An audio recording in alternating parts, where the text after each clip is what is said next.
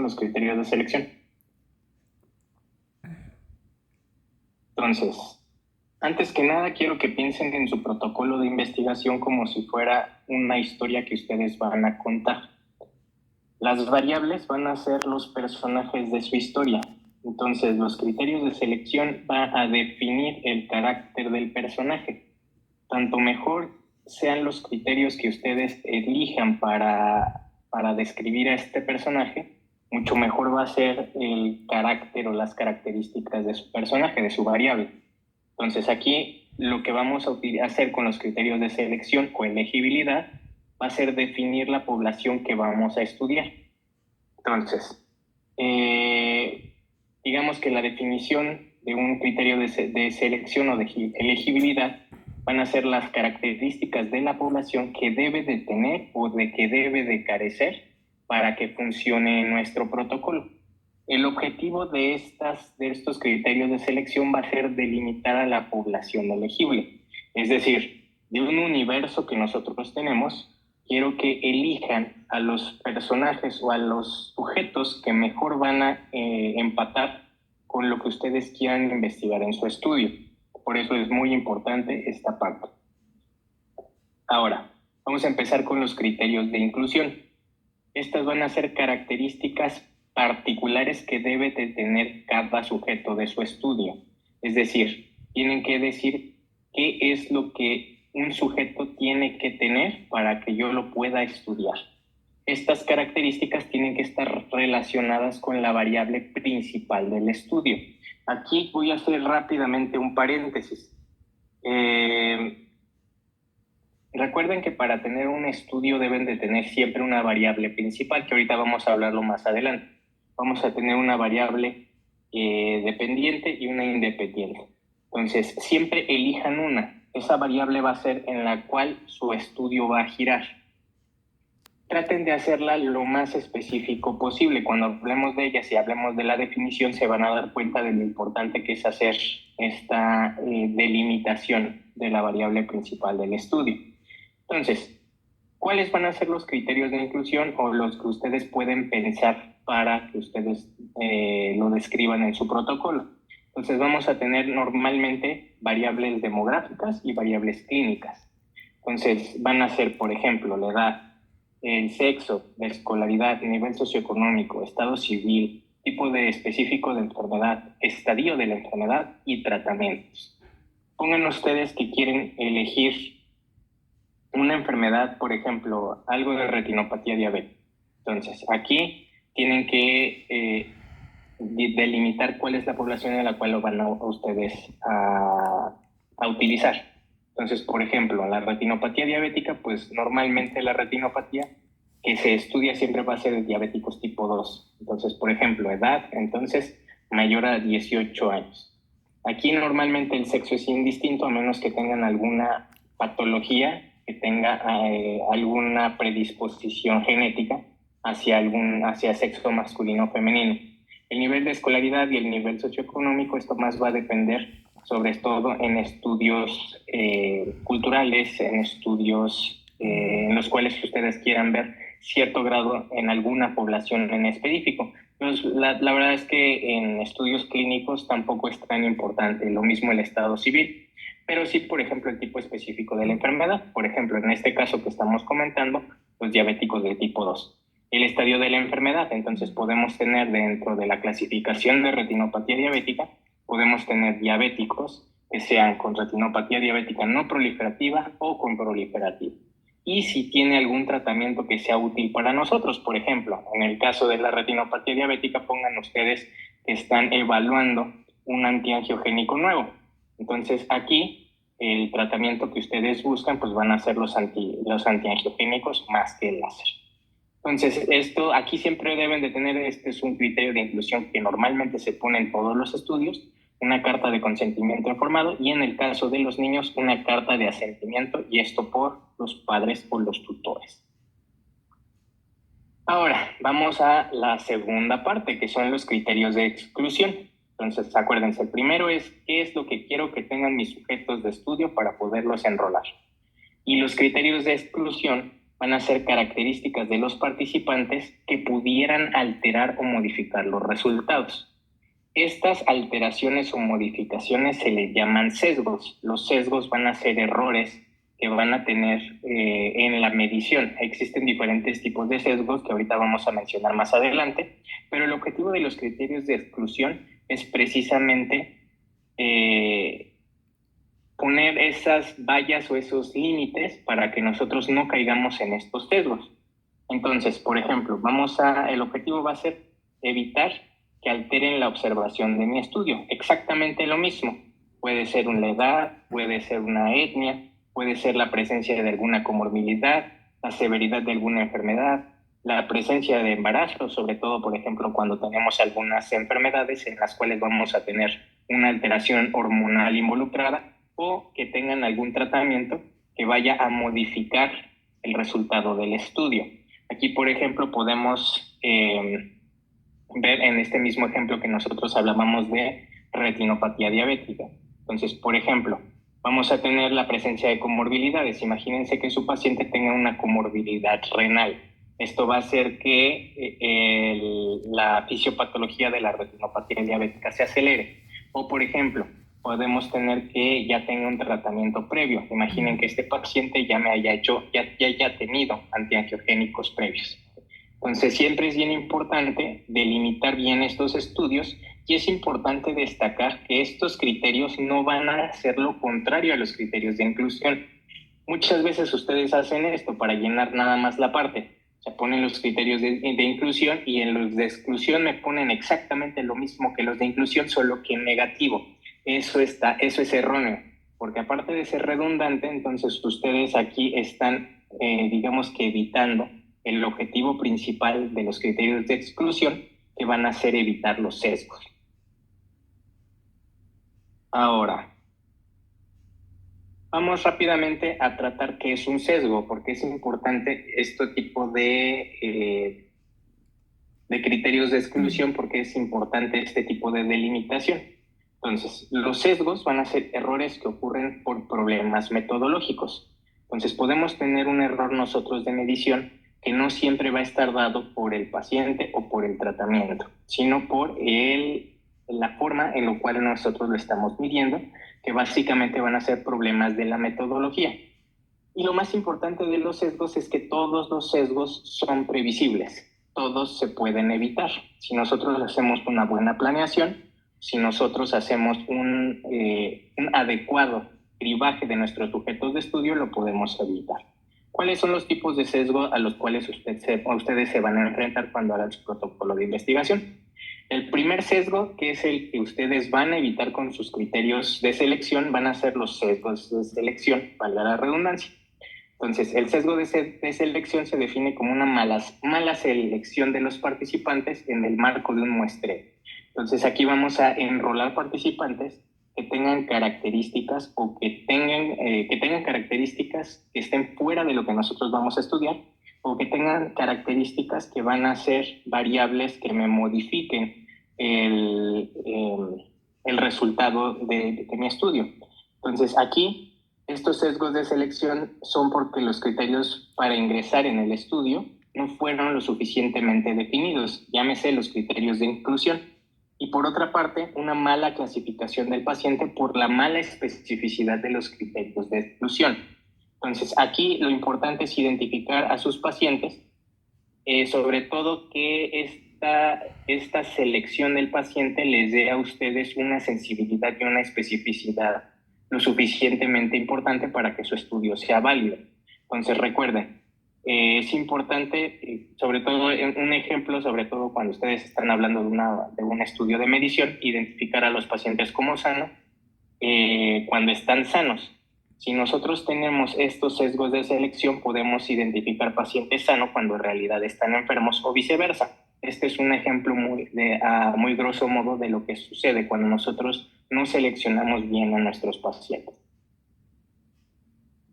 Ahora, tenemos otro sesgo que es el sesgo de ejecución.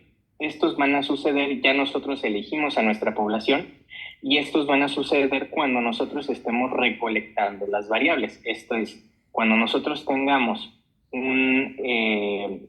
nosotros estemos, digamos que realizando la parte de la metodología, aquí es en donde nosotros podemos realizar estos errores. Básicamente va a ser cualquier condición que me influya con la calidad de la obtención de información y que normalmente esto impacta sobre las variables de interés. Sobre todo, por ejemplo, cuando nosotros no hacemos una buena aleatorización del paciente, o cuando nosotros no llevamos una metodología lo suficientemente ordenada, o cuando nosotros no tenemos una base de datos que sea lo suficientemente ordenada para que nosotros podamos hacer el análisis de los resultados. Aquí, básicamente, estos sesgos de ejecución van a ser resultado de una falta de estandarización en la recolección de datos. Acuérdense, sobre todo, el método científico siempre debe de ser repetible y siempre debe de tener las mismas características en cada repetición que nosotros hagamos. Esto es lo que va a ayudar para que ustedes no tengan este tipo de sesgos.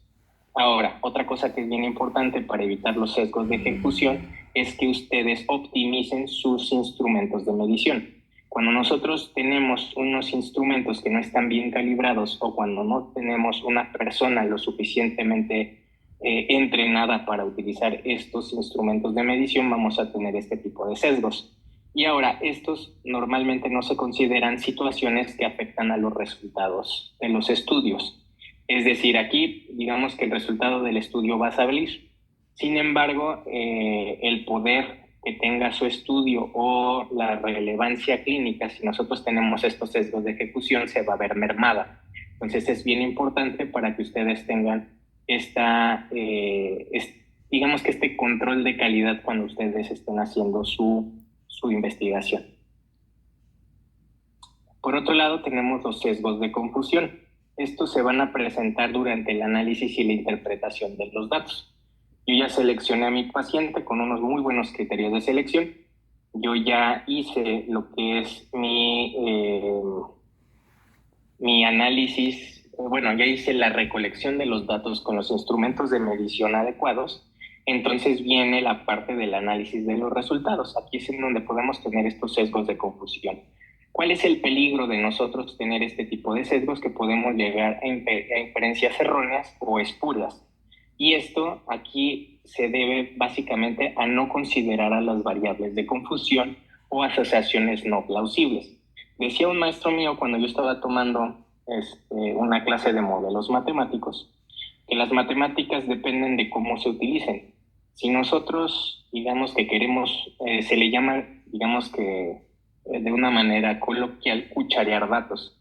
Entonces, si yo puedo cucharear los datos de manera que con una fórmula matemática yo demuestre que el cielo es rojo, pero esto no va a ser cierto. Sin embargo, si yo modifico los datos o si yo utilizo las matemáticas de manera errónea, puedo comprobarlo, pero esto no va a tener una plausibilidad biológica, es decir, esto no va a tener sentido con la realidad.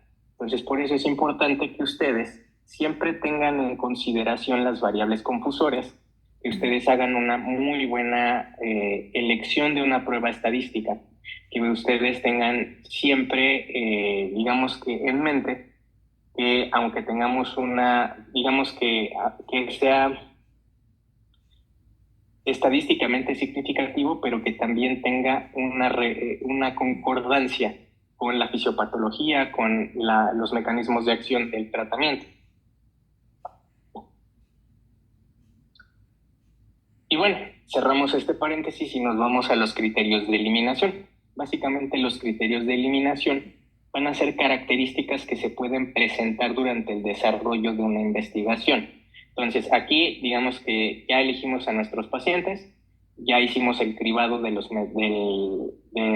que son los criterios de inclusión, que es lo que yo quiero para mi paciente, y los criterios de exclusión, que es lo que yo no quiero para mi paciente, pero podemos tener algunos criterios en los cuales vamos a tener una eliminación del paciente que ya fue enrolado. Esto básicamente se da después de iniciar la investigación y haber seleccionado a los participantes.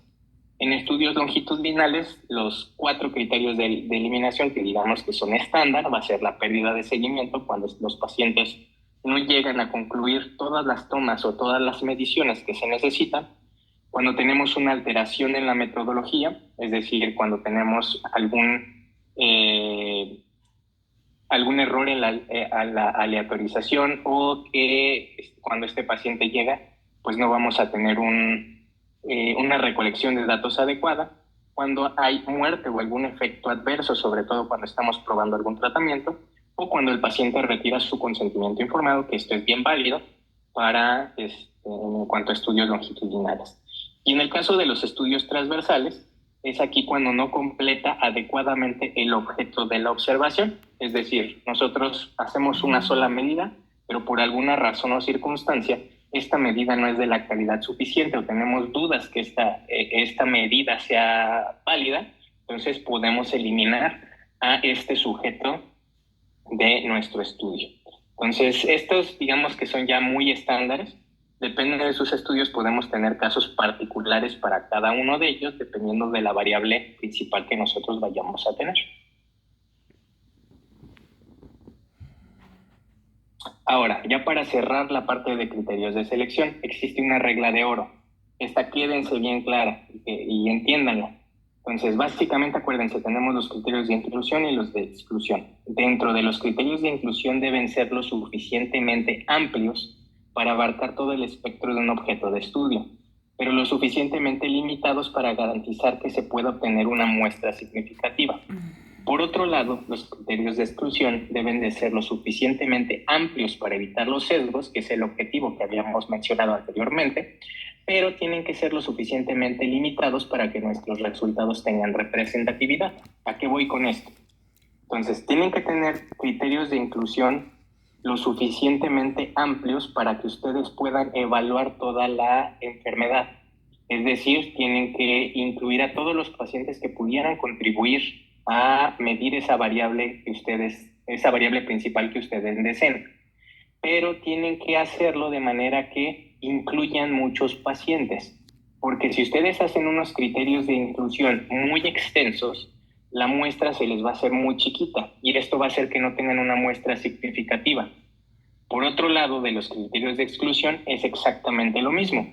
Debemos de tener los suficientes barreras para evitar los sesgos, sobre todo los de medición y los de selección, pero no podemos exagerar en estas barreras porque si no nos vamos a quedar sin pacientes. Entonces tienen que tener cuidado de que estos resultados no impacten sobre la representatividad de su estudio. Hasta aquí. ¿Alguna duda de esta parte, doctores?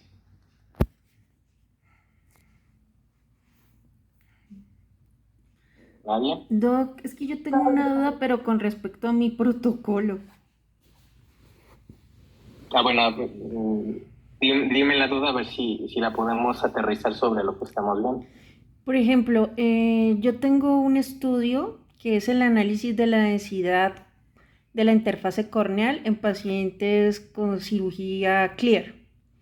Entonces, es un estudio descriptivo, observacional y transversal, porque es un estudio que se basa en la medida de otro que se está desarrollando en el hospital que está haciendo un becario de córnea, que es toma de OCT en esos pacientes a las 24 horas. Yo solamente voy a tomar los datos del OCT, del consentimiento, de todo lo que él hace, porque, o sea, solamente voy a tomar la medida del OCT, más nada. Voy a describir los datos que arrojaron ahí por medio de un programa. Pero dentro de mis variables está en los criterios de eliminación, que es la no firma del consentimiento informado. Entonces, en este caso eso no va. Bueno, por ejemplo, ahí, para empezar, no puede ser un criterio de eliminación porque para incluirlo ya te lo tuvo que haber firmado. Entonces, como les dije, para que entre un paciente un criterio de una variable de inclusión, tiene que haberte firmado el consentimiento informado. Pero imagínate que tu paciente, tú le haces la medición y por alguna razón, motivo o circunstancia, te dice, ¿sabe qué, doctora? Yo ya no quiero participar en mi estudio. Entonces, él puede retirar voluntariamente su consentimiento informado y esto hace que sea un criterio de eliminación. Es decir, ya lo incluí, pero él al retirar su consentimiento para el estudio, entonces yo ya no puedo incluirlo en el pool de sujetos de tu estudio, lo voy a eliminar. ¿Sale? Entonces, siempre la firma del consentimiento informado siempre debe de estar como un criterio estándar para tus variables de inclusión, para tus criterios de inclusión. Pero... Y si lo retira, no es, digamos que el negativo de exclusión, sino el de eliminación. Pero ¿vale? Doc, es que el estudio lo está tomando, o sea, el OCT es parte de la toma de seguimiento de otro protocolo. Yo solamente de OCT que tomaron para ese protocolo voy a tomar medidas. Igual mi estudio debe llevar consentimiento. Ahí, tu protocolo es rama de otro más grande. Sí. Entonces ahí ya tuvo que haber firmado un consentimiento informado para el otro más grande. Sí, ya se firmó. Entonces ahí ese a ti no te genera ningún tipo de sesgo, porque tú esa parte se la dejas al becario que tiene la rama más grande del protocolo.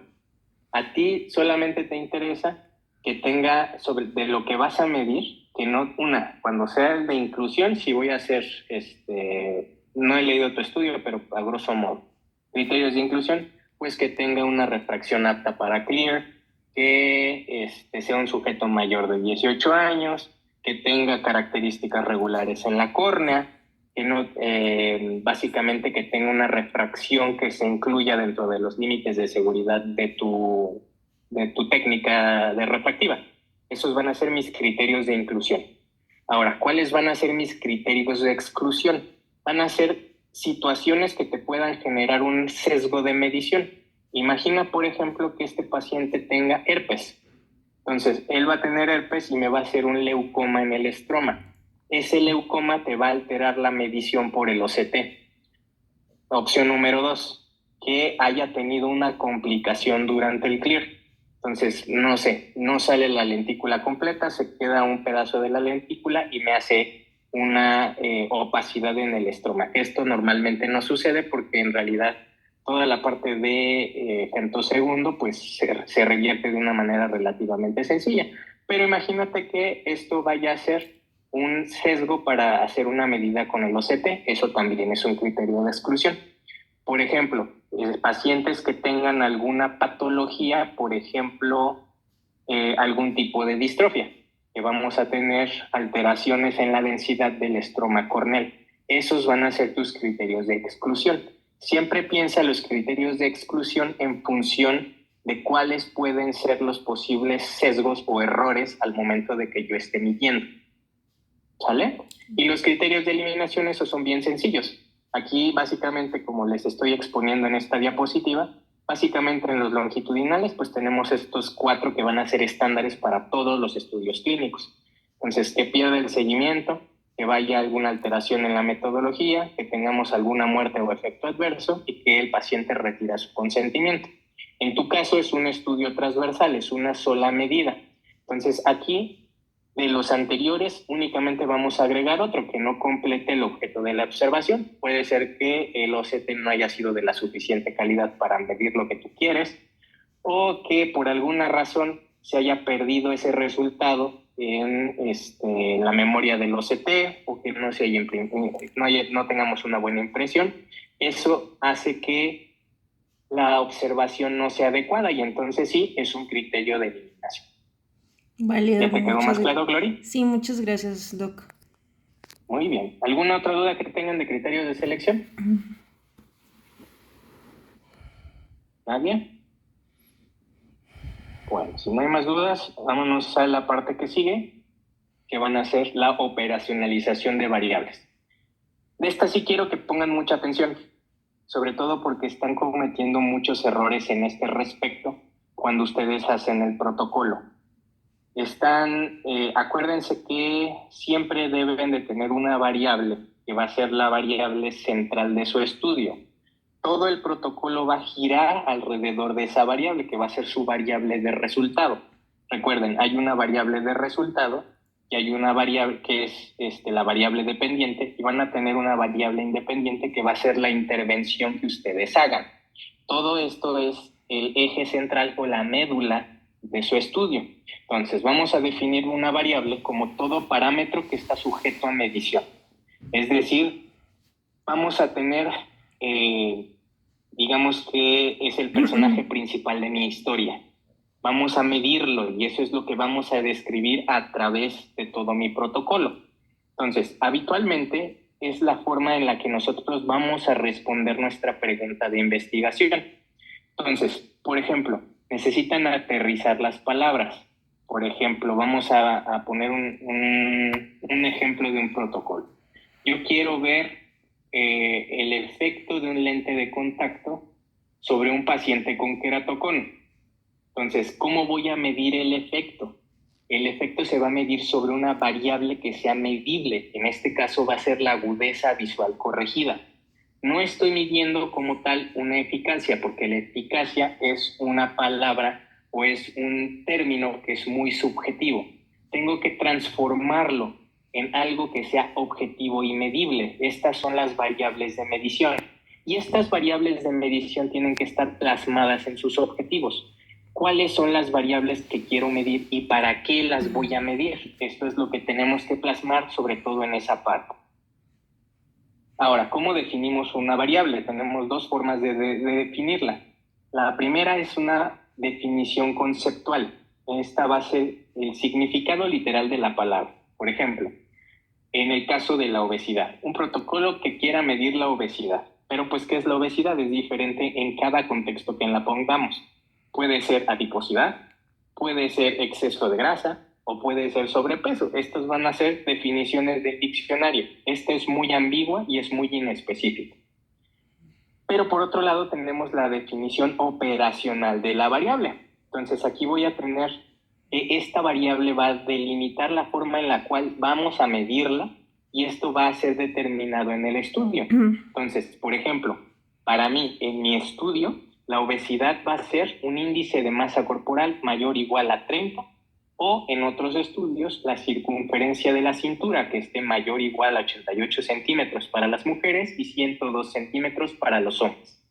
Si ustedes ven, estamos hablando del mismo término, pero cuando nosotros hacemos una definición operacional y nosotros aterrizamos esta variable, ya podemos tener un término que sea más objetivo y sobre todo medible para que nosotros podamos hacer toda la comparación estadística.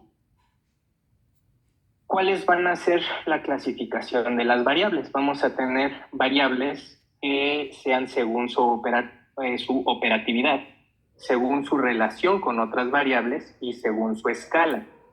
Entonces, esto es básicamente como nosotros vamos a empezar a hacer la clasificación y la operacionalización.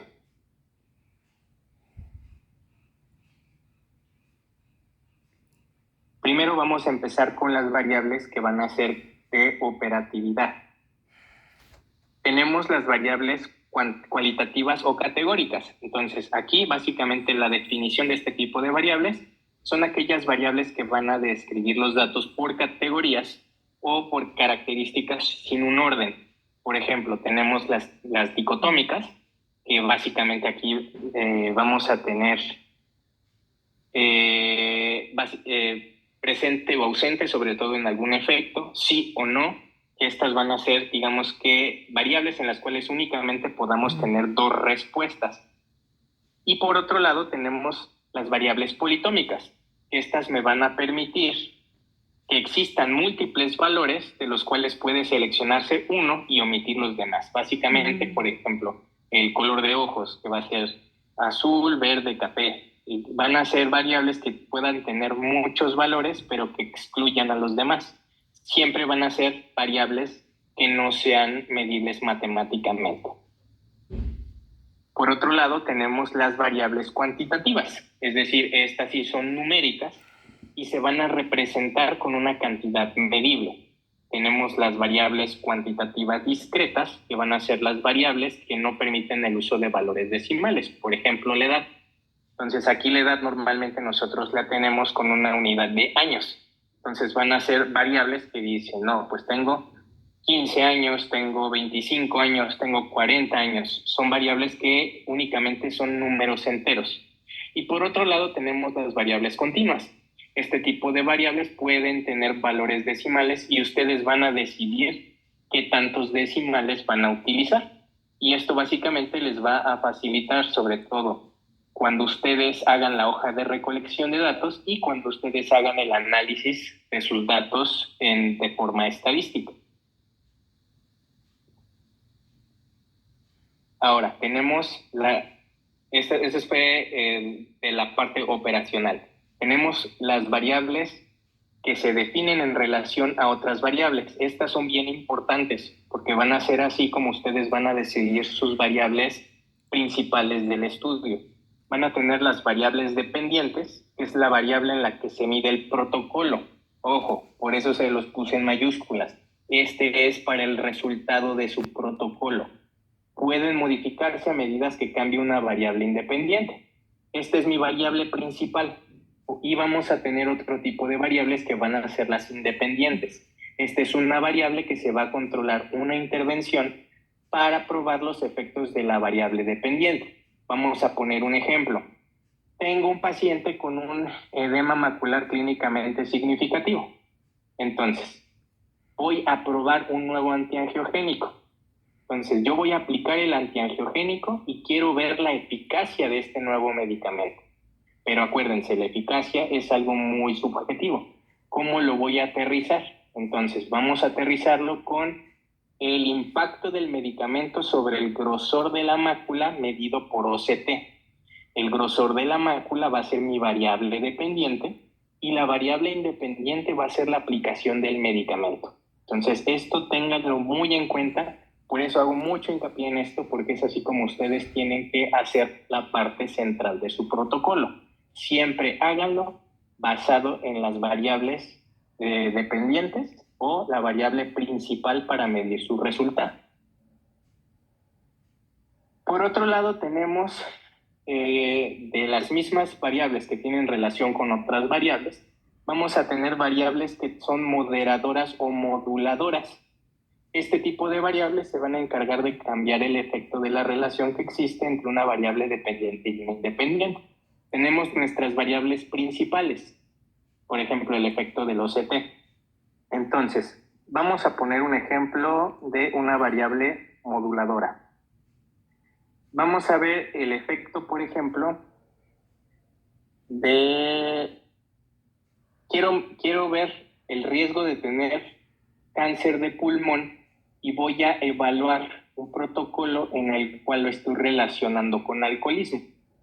Entonces, voy a ver cuál es el riesgo o el odds ratio o el riesgo relativo de una persona que consume alcohol y tenga cáncer de pulmón. Esa va a ser mi variable independiente y mi variable dependiente.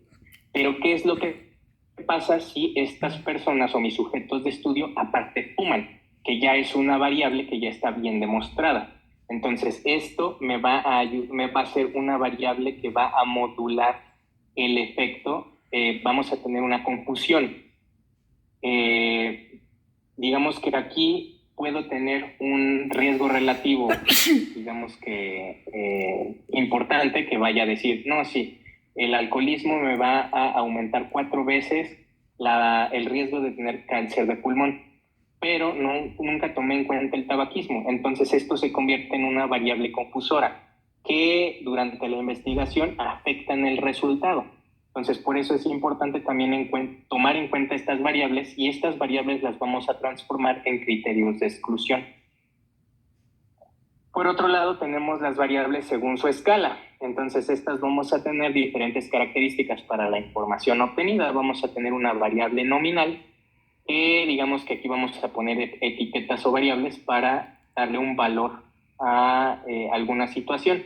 No van a tener un orden y en ocasiones me va a permitir hacer operaciones matemáticas discretas. Esto básicamente vamos a tener, vamos a poner un ejemplo.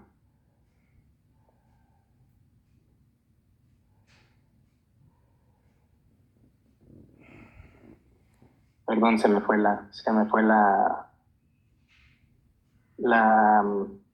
conexión. Regresamos al ejemplo.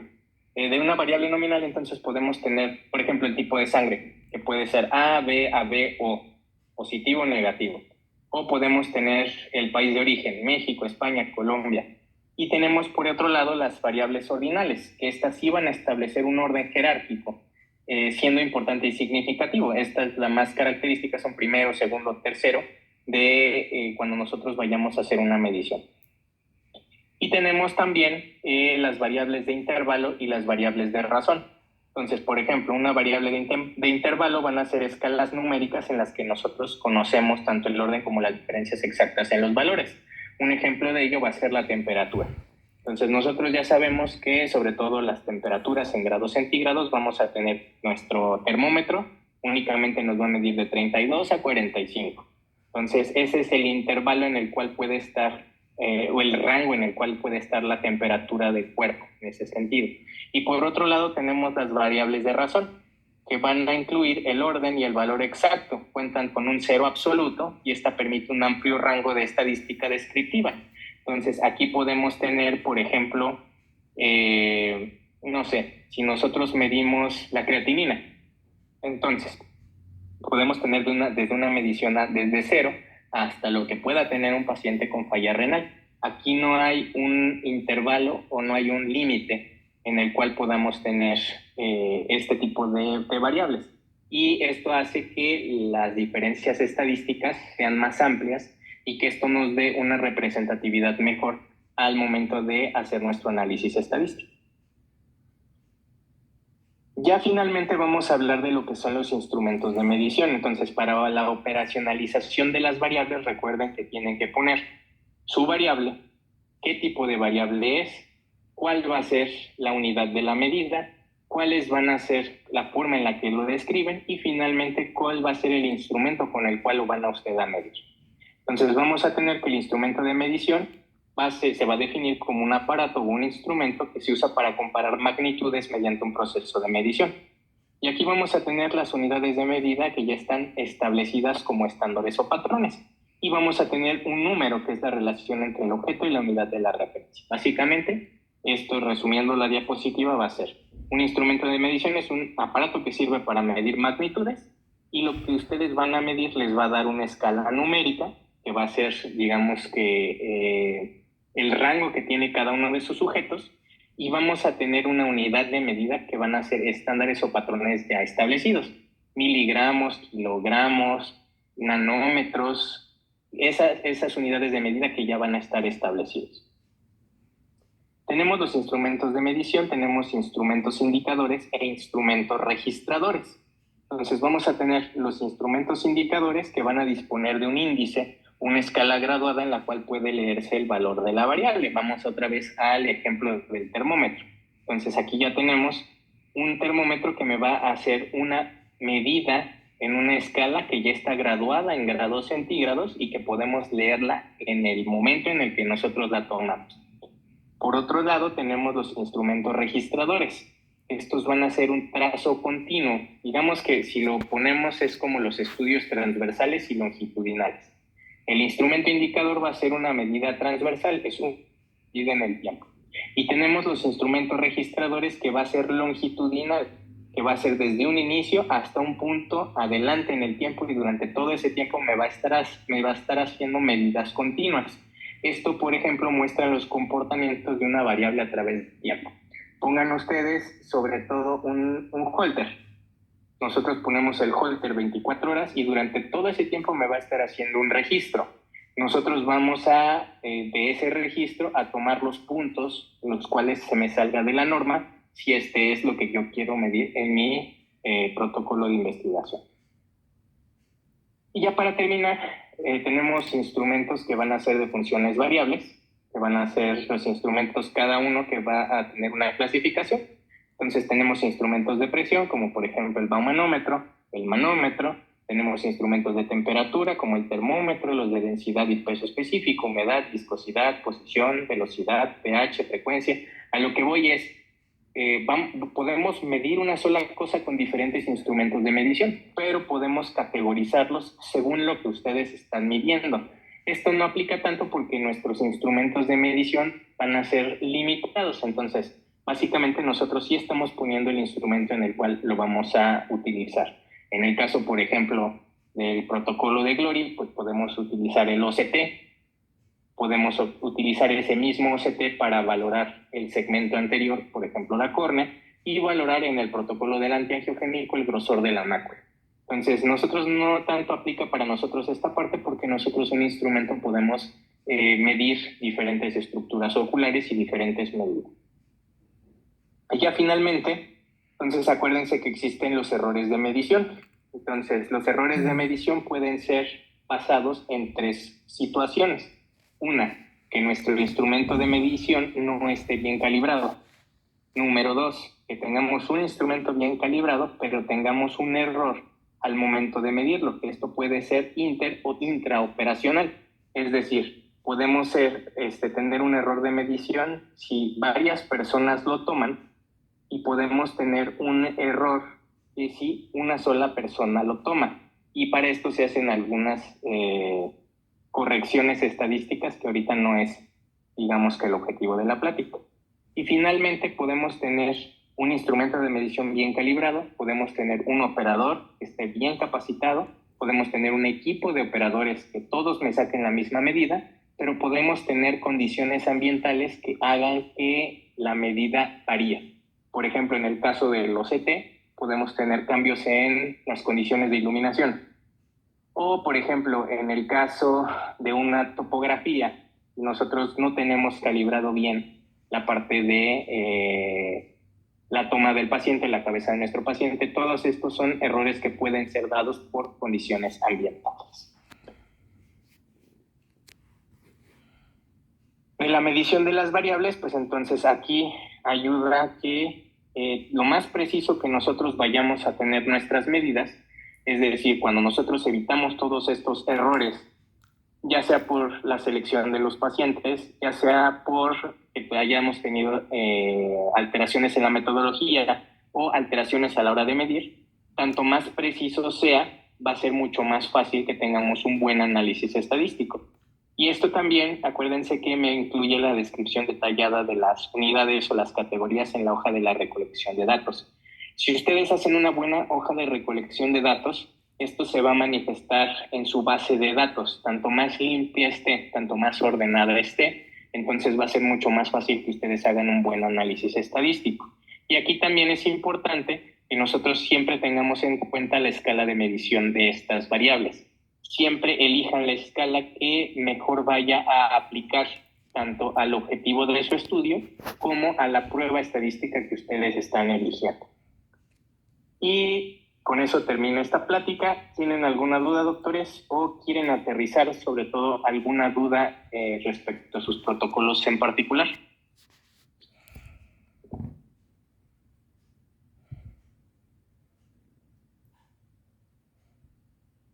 ¿Nadie? Creo que no, doctor. Muy bien, pues si no hay dudas, pues les agradezco mucho su atención y vámonos a descansar.